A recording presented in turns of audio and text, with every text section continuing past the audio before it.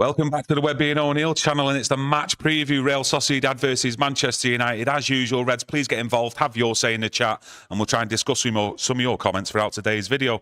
Also, get involved in the poll in the live chat as well. Manchester United win, Real Sociedad win, or do you think we'll come away with a draw? Let us know in the chat. How are you feeling today? It's got me today. Well, I've had that usual match day of I'm getting the hype, I'm getting the feeling, and I think we can actually get a result. Well, I've been out in the sunshine today, daydreaming, but I'm back and I'm with the reality here now. First thing, I hope the players understand the magnitude of tonight's game. United fans know what it's all about tonight. Everyone's worried. Get beat tonight, that's it. Season's over, everything. Look, it's in the title. Losing is not an option for United fans. They know the severity of what's going to come if we get beat tonight. I don't believe we're going to get beat. It is not an option. And United fans out there, I've been speaking to a few this morning, sat out in the sunshine, and they are worried, right? And quite rightly, they should be worried. Because if you look at it, if United get beat tonight, trying to overturn a deficit at Old Trafford, for me and many other United fans, it looks beyond this squad.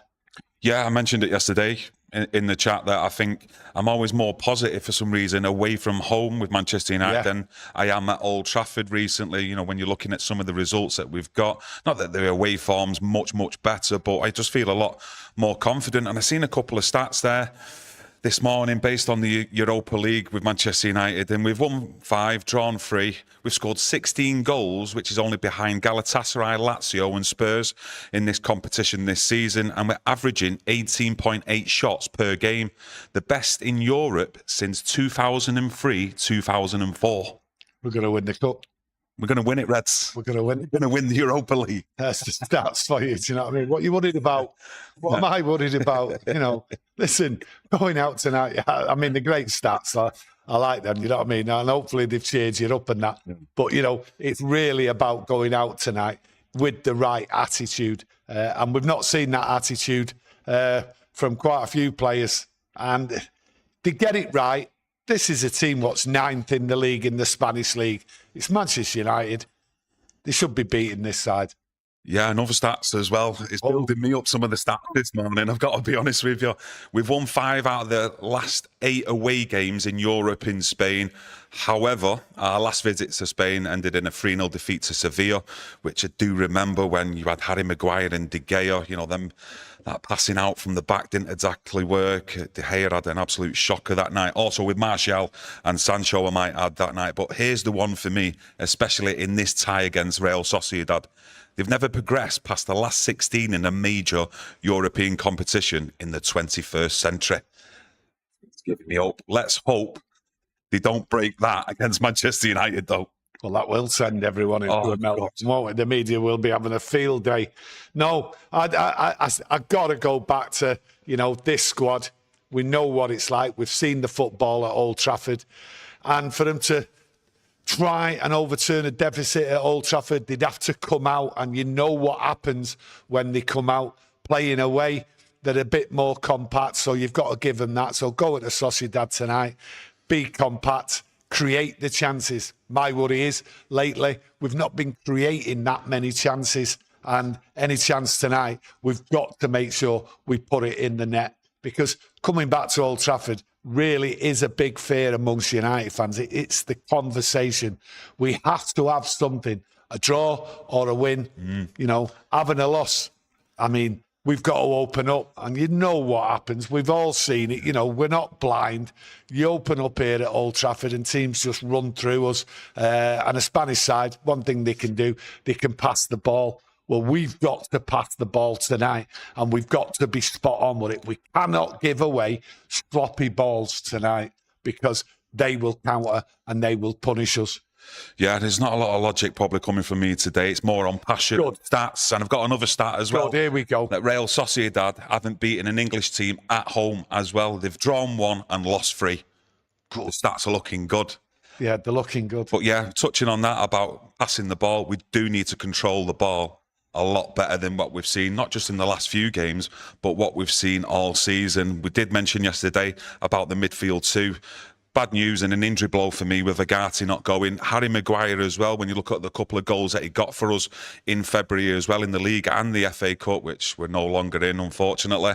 But for me, I've got to have Toby Collier in there.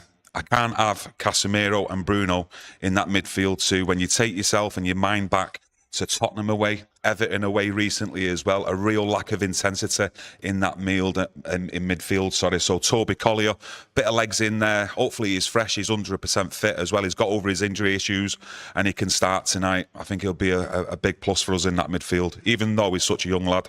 Yeah, he's a young lad. He's had a few games and that, but he looks as though he's a nice fit inside there. He's got the energy. I've seen him stand up to one or two players and that. So for me, he's got the right mentality. But yes, he's got to stand up.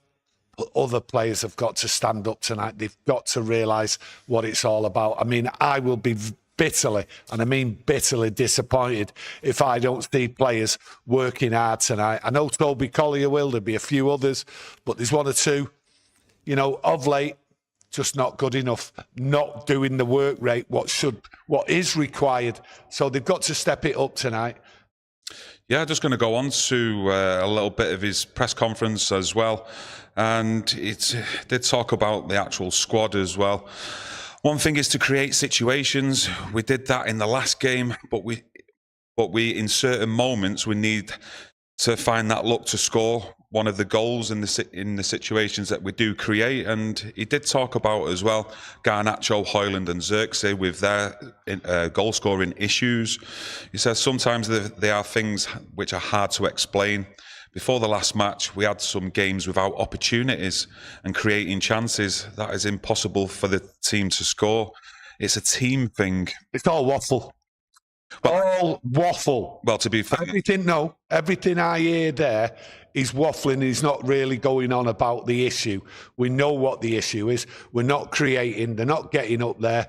Højlund's not getting the opportunities. Any opportunities get, he's not putting it in the net. Xerxes not putting it in the net. And Garnacho's not putting it in the net. He has to be more firm with these players. He has to be more direct in the conversation.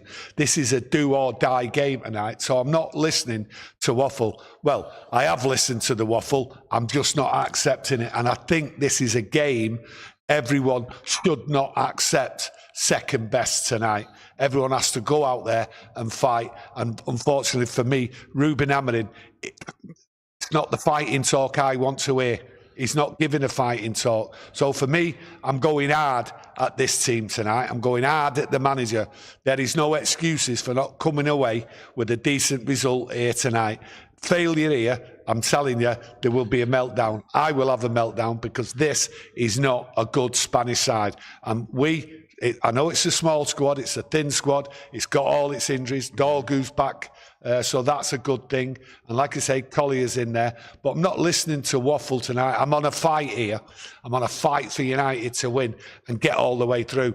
No, I'm not under pressure because I've turned around and said United are going to win the Europa League. I just want to hear fighting talk. And I'm not really hearing it from the manager because then players have to come out fighting. They have to be on it from the first minute. So, waffle, I'm not accepting it, Kieron.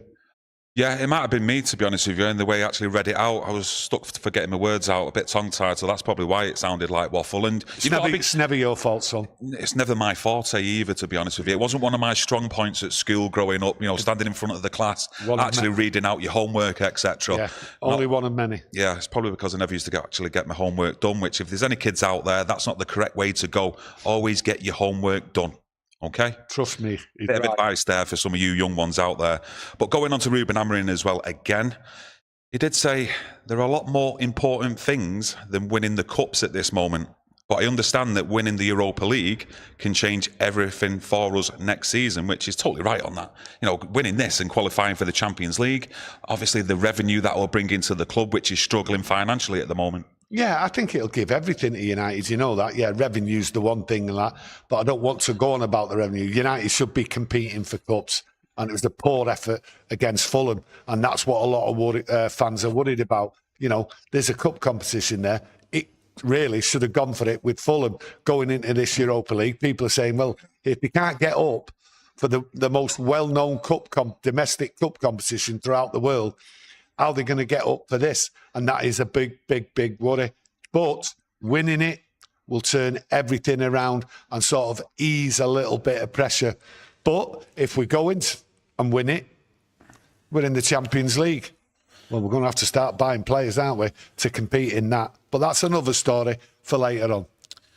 Yeah, Dad Games says Bruno dictates the tempo of our game, so we will never control a game. I've mentioned it a few times. I do not like Bruno in that midfield too. I think I preferred him up near the top in that number 10 role. I just don't see what it gives us. I know Rubin Amorim before the Fulham game in the Premier League, which we won 1-0, talked about Bruno being in that central role because he said he's the best, what we've currently got available, in controlling the games and controlling the tempo, which I've got to be honest, I don't agree with. No, well, what it is with Bruno not being up there, right, we're not creating the chances. He does create chances. We've seen it time and time again. And that's the problem. Up front, Oyland, Xerxes, they're not getting the ball. And Bruno does give that ball if he's on the edge of the area or coming into it. He can just give a ball without even looking sometimes. And we've seen that. So that's where we want him to play. And to be honest, he runs around. He does all the work. I'm not knocking him for that. But it doesn't come to anything sometimes because he has to be in the right place. And if he's not in the right place, I don't think United tick proper. I just don't. I don't think it works. Taking him out of that 10 position, I think United are a poorer side. And every time I see him not in that position, I just look at him and think, yeah, you're doing all the work, you're running around, but you're not running around in the right places. And that's down to the manager. And he'll have to change it. But can he change it with the personnel what's there? That's the question. And that's the problem Bruno's got. He's looked on upon as the captain. You do what you run around, you do that, you'll work in that position. And he will do, Bruno. You know, he'll run his guts out. He will run his guts out for this team. But he needs to be in the right place for the team. And that's one of the reasons why we're not creating chances. Because he's not in that position in the 10. Yeah, I think there's a lot of people out there as well who agree he is better in that number 10 role on the left-hand side as well for me, not the right-hand side, than that midfield too. And you're looking at the back three tonight, Harry Maguire missing as well. Is it going to be Mazza, De Ligt, Yoro on the left-hand side? Well, you mentioned them three players there. I was very, very annoyed. I was looking at Yoro against Fulham. I just do not understand why he was taken off. I honestly do not understand why he was taken off. He was having a solid game, doing nothing wrong. So if you're going to bring on a player, you bring on a player to change the game. There was no need to take Yoro off. So for me, I'm going to look at Yoro again tonight. Hope he has a solid game. And I will be very annoyed if he doesn't get 90 minutes. He's just getting bit parts and all that. Yes, we know he's young, but so quite a lot of these players. But he's not put a foot wrong against that Fulham side. And very rarely has he put a foot wrong in most of the times he's been on the pitch. So for me tonight, I think Yoro will be vital. There will be opportunities for him to go forward. And that's what I want to see from him. I want to see him get the ball and go forward. Because that's what Harry Maguire likes to do when he's got time on the ball. And I think them three there at the back will have time on the ball. There'll be times when they'll be under pressure, but there will also be times when they're not being pressed. So they will have the time on the ball. So Yoro, for me, I'm looking for him to take that next move, taking the ball and trying to get the forwards in play. Yeah, some man for one man says his De Ligt is improving every game. I thought it was one of his best games, actually, in the United shirt against Fulham in the FA Cup. I'd also say maybe it's on par with the away game at Arsenal as well in the FA Cup. Them two games really do stand out for me with De Ligt. But I've always been a fan of him. I do think there's a lot to improve with De Ligt. But I have liked what I've seen already. He's not got everything right, but I think there's a lot to work there where he can improve even further, though. I think a lot of criticism for these players at the back comes down to they're not playing with each other regular. Rubin Amorim keeps changing, swapping and changing. You know, if you look at Mazraoui, he's on the right. Next thing you know, he's on the left, the low left, right, left. These players at the back, you know, De Ligt on the left, De Ligt on the right, you know, Yoro on the right, Yoro on the left. It's madness, okay? These players need to work together on a regular basis. for the confidence, that's the first thing. And like I say, it was madness taking Yoro off. I don't know anybody who come up with a valid reason of why he took Yoro off. He was doing nothing wrong. These players need to be consistently playing together, then they will improve. And they've got no chance of improving as far as I'm concerned, right? If he keeps changing him for no reason. Yes, understandable with injuries, but there's times here, it's baffling me. Gary Monaghan says Dorgu's back, which should give us a bit more belief. I do agree. I think it looks a good signing in the early stages, especially when you know he can play at least 2, maybe even 3 positions as well. It looks like he's got a lot of energy to him, and most importantly, it looks like he can understand the position that he's actually playing in. Yeah, but it's bad news when it's come down to Dorgu, who's only played a couple, minutes, let's say. Yeah, but that's a positive. No, I'm just saying. But that's how bad it is. That's what it's come down to, the confidence and everything, looking to Dorgu. Now, Dorgu went over the top in a tackle because he's trying to impress his teammates as, oh, he's got to do this, he's got to do that. That's the pressure he's under. It's as though like he's going to save us. This is a man what's there for next year, and he's fitting in his side here, and he's trying to impress. Young lad, he's coming to Manchester United, big club, big pressure coming in here. Will the badge be too heavy for him? I don't think it will be, but he was too over exuberant in his game where he got sent off. That's why he got sent off.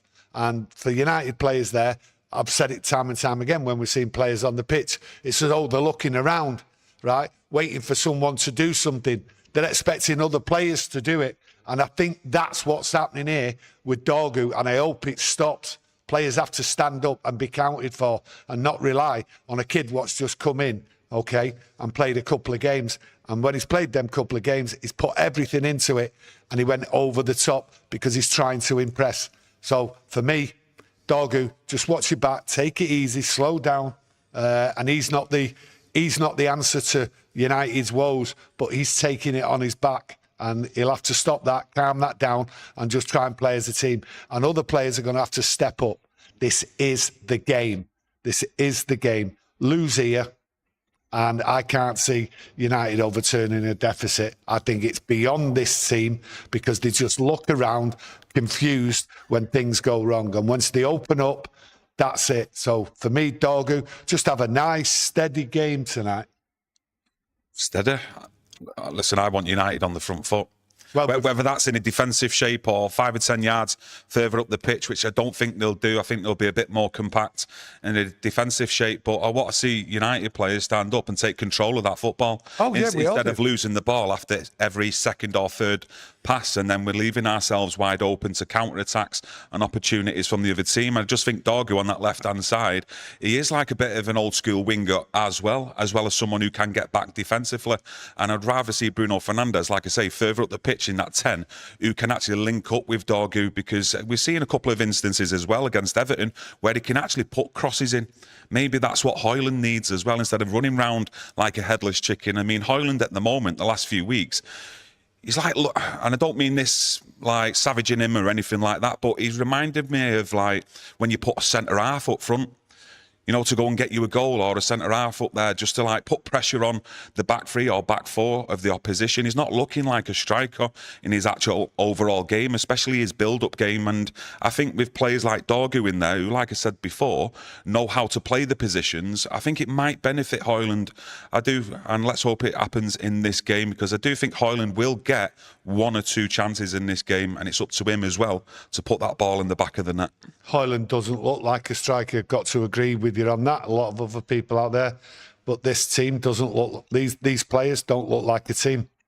We've got Højlund. Yes, he's been highlighted. He's been highlighted all over, but they don't look like a team. And Rubin Amorim has to quickly now turn it round, and especially with tonight coming on, we have to get together, work together. But the most critical thing about tonight when they're playing, I'll reiterate again, is the passing. The passing has to be spot on, and it's been very, very poor, not just over the last couple of weeks, but for a long time. Once they give it away, they just look like clueless getting back. wide open, and it has to be spot on. Højlund, when he gets a pass to him, looks very uncomfortable, very clumsy. He's going to have to step up. He knows he's under pressure. The media's on him. United fans are on him. And quite rightly, he's got to turn it round. But Garnacho, again, he's got to turn it round. He wants to improve. He's got to start scoring goals. He's got to start putting them chances away, but also not keeping hold of the ball and being greedy. He has to find that right pass. So there's a few things tonight what are vital. Højlund has to hold the ball up so the other players can catch up and then take the momentum and then go for the attack. Garnacho has to release the ball at the right time. And any opportunity comes, he's got to put it in the net because his finishing has been poor. And then the passing, keep that tight and don't lose the ball, especially when you're going on the attack and you leave ourselves open. Nikos P, the poll is very even so far. We don't know what performance to expect from this Manchester United team. If you are joining us live, get involved in the poll, currently in the live chat. Ray says, know nothing about Sociedad play, but their league play says they are not much good. A draw would be acceptable, but then the worry is having to win at home, which we are not very good at. Well, this is the thing. Losing is not an option to a 9th place side in the Spanish league. It is not an option. And you reiterate what I've said earlier on. Playing, if we get beat and then at home, I don't think anyone is going to be confident that we will be able to overturn it, especially the way we play at Old Trafford. When a team comes at us or they have opportunities, they come through the middle with two wide open. And if you expect Manchester United, say, for instance, we're getting beat in the first leg, to be able to go out and attack and create all the chances and not leave ourselves wide open, this is the fear. This is the conversation I've been having with United fans. That's the fear. Keep going at another team. We're going to leave ourselves wide open. A team what will come to Old Trafford with a 1-0 or a 2-0, whatever it is, with a lead. They'll just sit there and pick us off. And other teams have done it on a regular basis at Old Trafford. And we have no options. We don't seem to be able to turn it round. On the pitch, when we go down a goal, we look around as if to say, well, what's happening? And I go back what I said before. It's as though players are always relying on someone else to do something and to come up with the right answers. So it is not an option getting beat tonight, because I don't think any United fan would be confident bringing them back to Old Trafford and turning a loss into a win at Old Trafford because of what we see. Michael Vines says, and a lot of people say this as well, including myself, need to play faster than walking pace. And that also has to come from the back three as well. I mean, how many times do you see the actual centre half of the back three, or even possibly the right-hand side, the left-hand side defender, walking with the ball? How many times do we actually see that? The ball needs to be given quick. And you can also point the finger at Anana sometimes as well. I do not like it when he plays long from out of the goal. I thought we brought him in to play balls out, 10, 15-yard balls. Use his feet. To suck the opposition onto us. Maybe they've got wise to it, the opposition, where they only need to really press the actual defenders and not actually press the goalkeeper. Because every time he goes long, I actually look up the pitch and think, well, who's winning it? Yeah, well... How many times do we actually see the centre-forward win it? Or if the centre-forward wins it, how many times do we then get onto them second balls? Well, we need fast football, but we're not seeing it. Right, and that's down to the manager, down to the coaches. That's the way they want it. They want to bring it at the back, play cross, play to the side. That's what we're seeing, and it's not the Man United way. It's not what we're used to. That's the frustration with a lot of United fans. United fans don't want that. It shouldn't be here at Manchester United, but that's the football we're seeing. Fast football, keep the pace going, put the pressure on the other side, but it's methodical build-up. It's not working at the moment. All you can do is hope that it works next year and it works in this Europa League. But this Europa League is different. It's European football, very, very more tactical. It's not like the Premier League. And that's why I'm confident going further in this Europa League. Yeah, might possibly think about Eriksen playing tonight. With what he can do at the ball at his feet. I mean, let's have it right. If he's...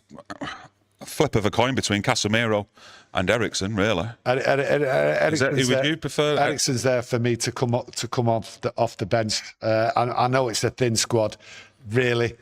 You know, Casemiro's not even my choice. Eriksen's not my choice. They're just not good enough. But it's what we've got, and that's the problem. That is the problem.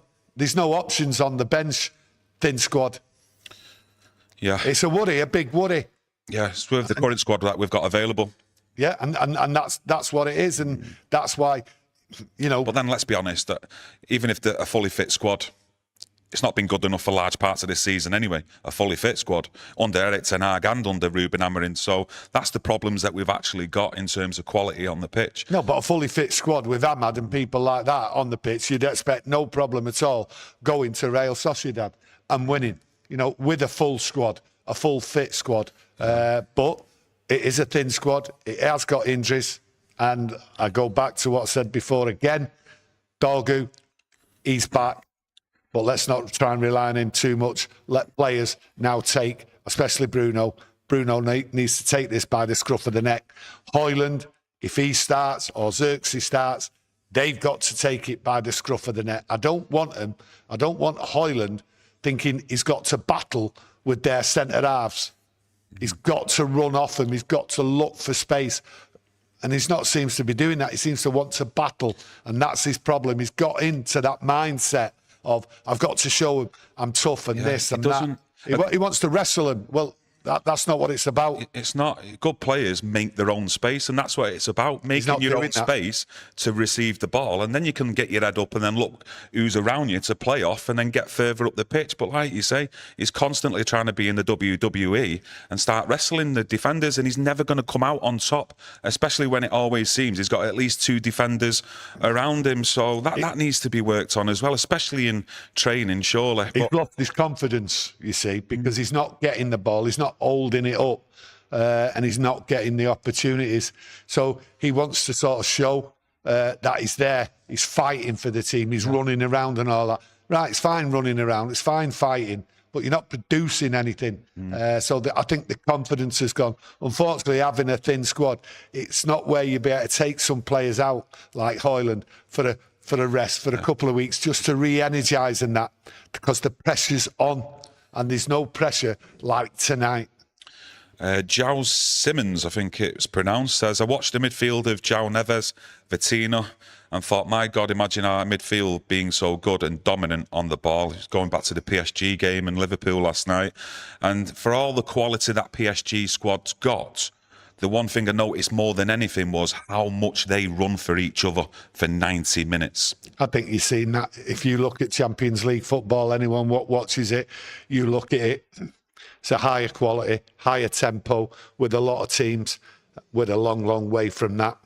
Long, long way. Look, we're 15th in the Premier League. You know what I mean? 14th, 15th, so is it? we can't even think of that, you know, hopefully in a few years. And I use them words, hopefully. Just like to thank you all for joining us today, getting involved in the chat as usual. We'll be back straight after the game with a match reaction. So get that notification on, come and join us. And hopefully it's with a win. I'm going 2-2 Manchester United. Well, Manchester United, Real Sociedad. Let us know your score predictions. You're going with a win 2-2? No, I'm going with a 2-2, did I say? Yeah, you did. Manchester United, and then forgot to say Real Sociedad. Right, so you're going for a draw? Yeah, 2-2. Right. Did I say win? You said a win, yeah. Well, we're going to win overall. Oh, right, fair enough. Right. Especially with them stats that I wrote out or give you out before. Well, I'm going with a win. I'm going with a 2-0 win tonight. Not many people will be giving that score. I'm telling you.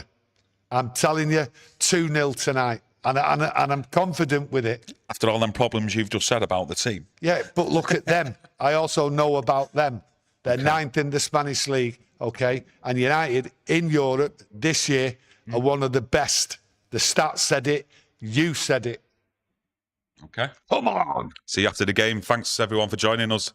Take care. See you soon.